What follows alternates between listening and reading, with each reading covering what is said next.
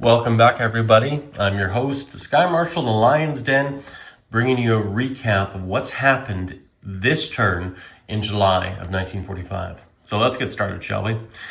Currently, right now, the CCP and the KMT are engaged in a headlong battle with the Japanese for the seizure of Nanking.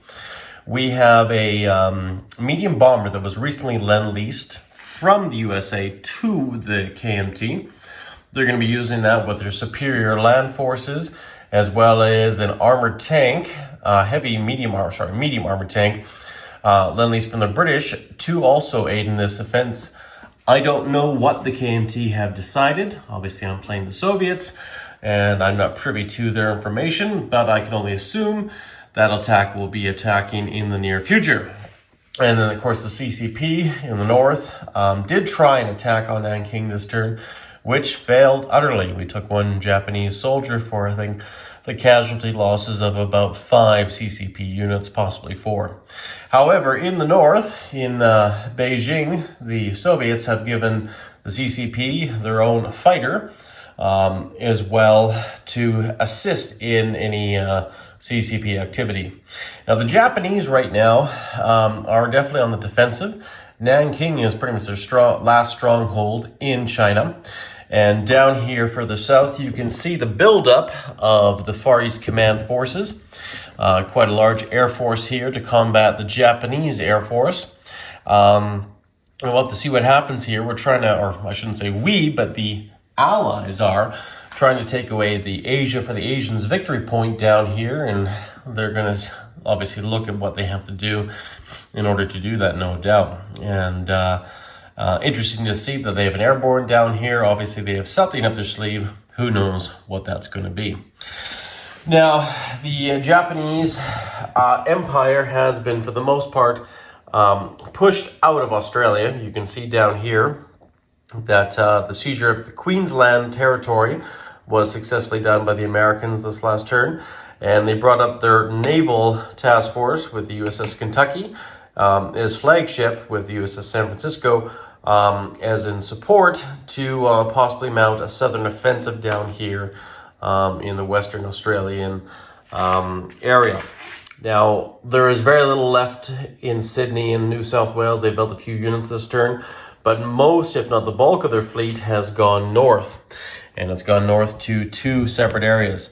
Their entire fleet, which is comprising of the Enterprise, Hornet, Yorktown, Lexington, and all of her support ships and battleships have reached the base here in Midway.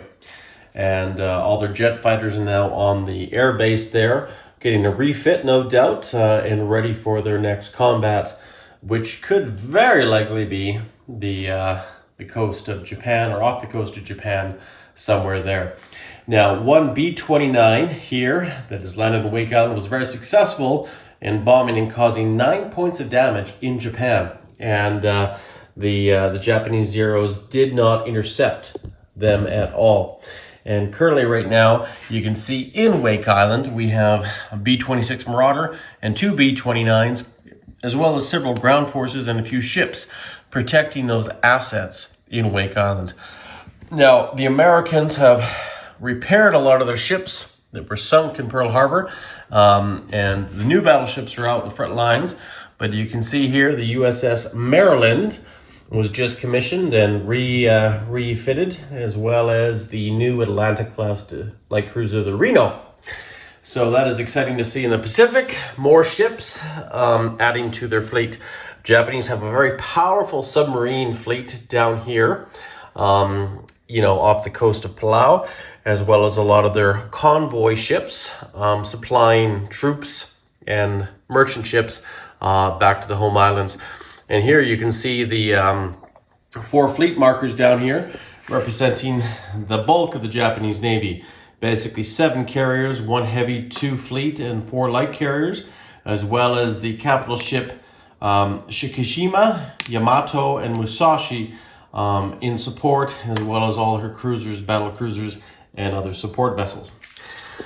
That pretty much sums up what's been going over here in the Eastern Front. The USSR didn't put a lot of assets in there. However, the one thing they did do was they realized The Stalingrad, which is a battlecruiser, was not doing too much over in the Northern Arctic, so she brought over through the North Sea Passage and now is currently right here observing what's going on, which is not much in the Arctic Passage here, and we'll be going down into the Bering Sea and possibly investigating what's going on with the Japanese. The Sovetski Soyuz was repaired in this port last turn and possibly will be going there or going somewhere else. They cannot go through the White Sea Canal as it's only for submarines currently right now. We'll have to wait and see what the Germans decide to do this turn.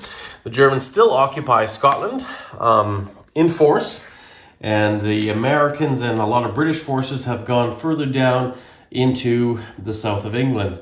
Obviously, this is a very key victory point if the Germans do decide to go after it, and we'll have to wait and see if they do.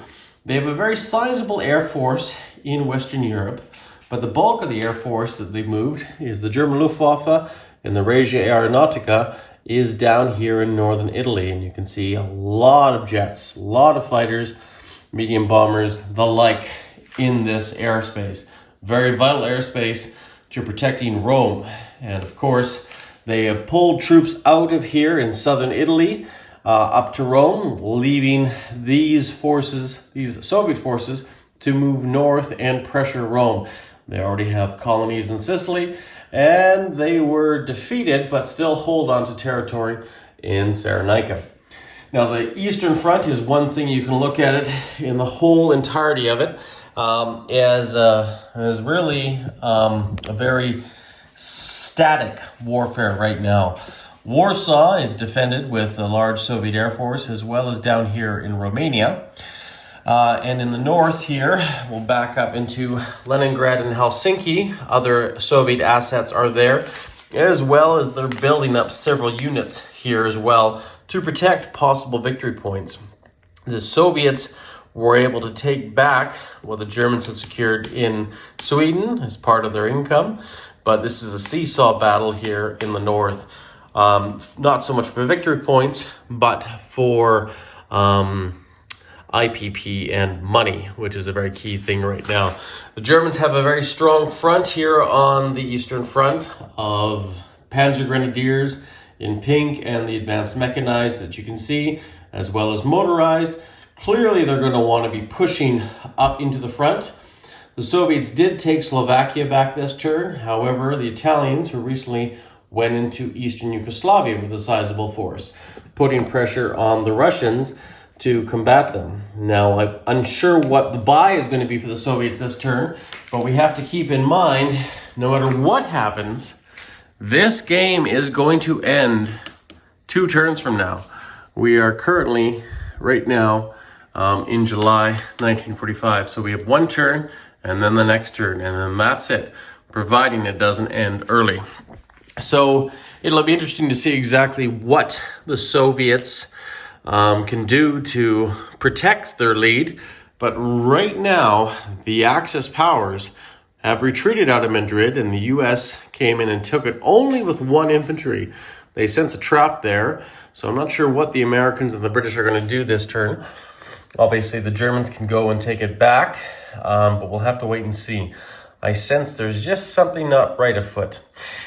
So much, in fact, that their new American B-36 bomber tried doing some carpet bombing here in eastern Spain, was not successful, and she had to land for repairs down here in Greece with the Greek and British troops protecting them.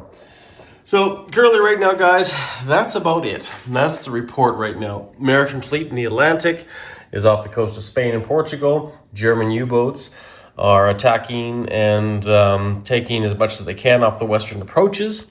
Down here in South America, chaos as the UFOs are attacking, but not much we can do about it. The Russians have warned the rest of the world, but they don't seem to care about that, sadly.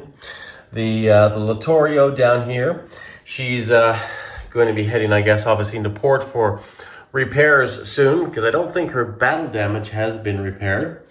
And of course, the Italian fleet is spread out through the Mediterranean. This coastal American boat just sunk an Italian transport that was going down here to seize the territory in Cyrenaica, which is handy because that might give us a chance to reinforce that area.